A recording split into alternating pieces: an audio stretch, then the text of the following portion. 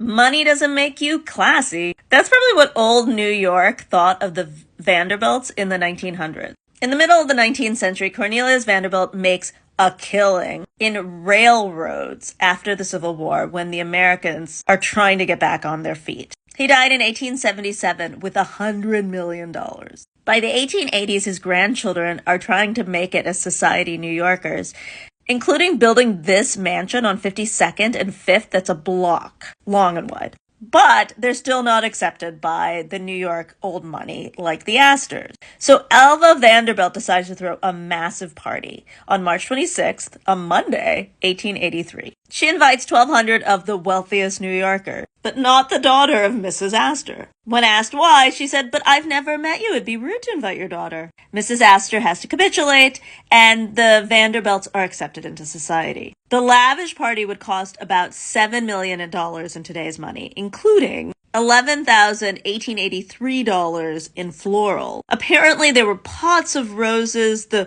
walls were covered with ferns, so you felt like you were walking into a garden. The guests were in fancy dress and drank $65,000 worth of champagne, including Egyptianish, Piratish, Venetianish with real gemstones, the Duchess of Burgundy with real diamonds, emeralds, and rubies in the dress, porcelain doll, Egyptian princess. She was also a Venetian princess with pearls in her dress. And Kate Strong was a cat because her nickname was Puss. And this has a taxidermied cat hat plus 17 cattails. Having a society photographer there is like now when famous people tip off the paparazzi. It made the event galvanized in people's minds as a tastemaker event. But it also showed how much the Vanderbilts were cutting edge, right? Photography was fairly new. They had also wired their whole house for electricity, which had only been invented 3 years earlier. And Alice Vanderbilt, also married to one of the grandchildren of the original Vanderbilt, dressed up as electricity in this House of Worth dress. Overall, the Vanderbilts came off as being very of the times, fancy and classy. Eventually,